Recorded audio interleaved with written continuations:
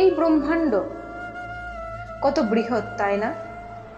যার সম্মুখে এই পৃথিবীকেও একটা বিন্দুর মতো মনে হয়। আর এই পৃথিবীতে আমরা কে হই, আমাদের আকার কি রকম, আমাদের অস্তিত্বই বা কি?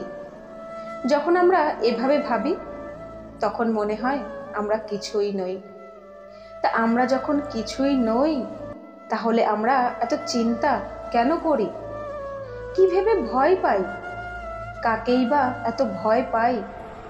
কেই বা আমাদের মারতে পারে, আর কেই বা আমাদের জন্ম দেবে? আত্মার আসলে না কখনো জন্ম হয়, না কখনো মৃত্যু। আত্মা শুধুই শরীর বদল করে। আপনি, আমি, আমরা সকলে এই শরীর নই, আমরা হলাম আত্মা, যা হলো পরমাত্মার পরম অঙ্গ। সেই জন্য মনে রাখবেন, বাইরের কোথাও দেখবেন না, নিজের অন্তরের গভীরে গিয়ে দেখুন। আত্মাকে উপলব্ধি করতে শিখুন। ক্লেশ, ভয়, চিন্তা এই সব কিছু থেকে নিজেকে দূরে রাখুন। তাহলেই উপলব্ধি করতে পারবেন পরমাত্মাকে। পরিবর্তন এই সংসারের শাশ্বত নিয়ম। এমন কোনো রাজা নেই যিনি চিরকালই রাজা থাকবেন। এমন কোনো ধনী ব্যক্তি নেই যিনি চিরকাল ধনী থাকবেন। এই সংসারে সূর্যের স্থান নেওয়ার জন্য চন্দ্রিমার আগমন ঘটে। এমন কোনো স্থান নেই যাকে পতিত বলা হয়েছিল, সেখানে মহল তৈরি হয়েছে। কোনো স্থান আজ যাকে মলিন বলা হয়েছে, কাল সেখানে মন্দির স্থাপন হতে পারে। কোনো ঋতু চিরকালের জন্য থাকে না, কোনো সময় চিরকাল একই রকম থাকে না। আজ যা আপনার কাছে রয়েছে, কাল তা অন্য কারো কাছে ছিল। আজ যা আপনার কাছে রয়েছে, কাল তা অন্য কারো কাছে চলে যাবে। আপনার সাথে যদি কিছু থাকে তা হলো কর্ম, কিন্তু কর্মের পরিণামও আপনার নয়। আপনি শুধু কর্ম করুন, বাকি সব কিছুই পরিবর্তনশীল। কিন্তু সেই পরিবর্তন দেখে ভয় পাওয়ার কিছু নেই। তাকে হাসি মুখে স্বাগত জানান। আপনি যদি তাকে হাসি মুখে স্বাগত জানান, তাহলে সে পরিবর্তনও হাসি মুখে আপনার সাথে থাকবে।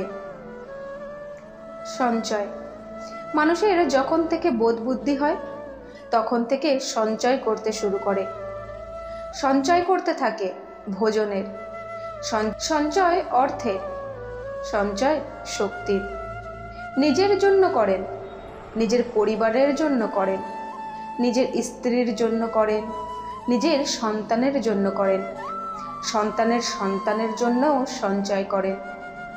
সঞ্চয় করার জন্য ওনার কাছে অনেক কারণ রয়েছে। উনি এটা ভাবেন কি এই সঞ্চিত শক্তির জন্য ওনার কেউ কোনো ক্ষতি করতে পারবে না।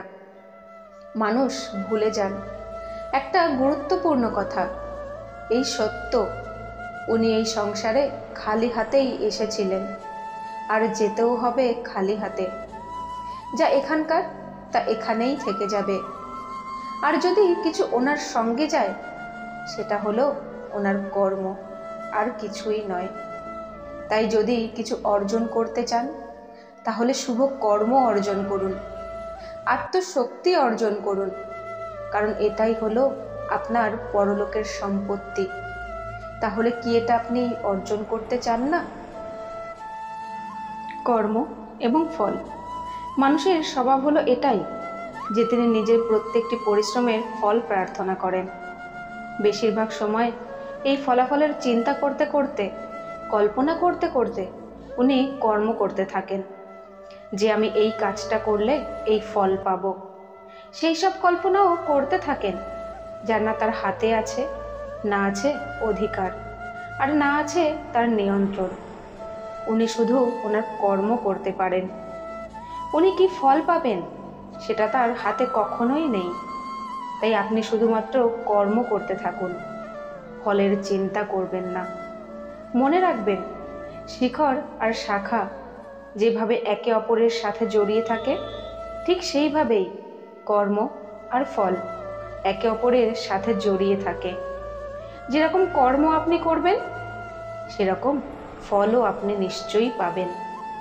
তাই এই ফলের আশায় কর্মের সময় কখনোই নষ্ট করবেন না, কারণ যে ব্যক্তি সময় নষ্ট করেন সময় একদিন তাকে নষ্ট করে দেয়। কর্ম করুন নিঃস্বার্থভাবে, ফলের চিন্তা করবেন না। কর্ম এবং ফল দেখতে গেলে এই পুরো ব্রহ্মাণ্ড এই দুয়ের মধ্যেই ডুবে আছে। মানুষজন কর্ম করে ভালো ফল লাভের আশায়, আর উনি এটাই ভুলে যান উনি কি করছেন। আমি বলেছিলাম কর্ম করুন বিনা ফল লাভের আশায়, কিন্তু কি কর্ম করছেন সেটা নিয়ে নিশ্চয়ই ভাবতে হবে। নয়তো আমরা এমন কিছু কর্ম করে ফেলি যা না চাইতেও বিষে পরিণত হয়, যা হয়েছে দুঃশাসনের সাথে, দুর্যোধনের সাথে, গুরু দ্রোণের সাথে। একজনের মানসিকতা উচিত ছিল না, একজনের বিবেক উচিত ছিল না, আর একজন যে পক্ষ নির্বাচন করেছিলেন সেই পক্ষ উচিত ছিল না।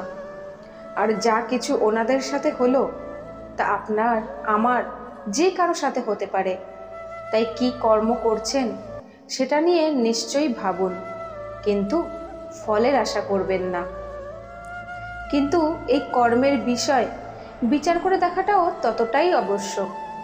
দেখুন, কর্ম করার উচিত প্রক্রিয়া ফলের চিন্তা না করা।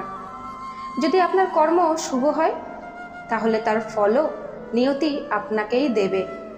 সর্বদা কর্ম করার সময় এটা ভাবুন যে আপনার এই কর্ম এই সংসারকে, এই সমাজকে, এই পরিবারকে, আপনার আশেপাশের মানুষজনকে কোন দিশায় নিয়ে যাবে।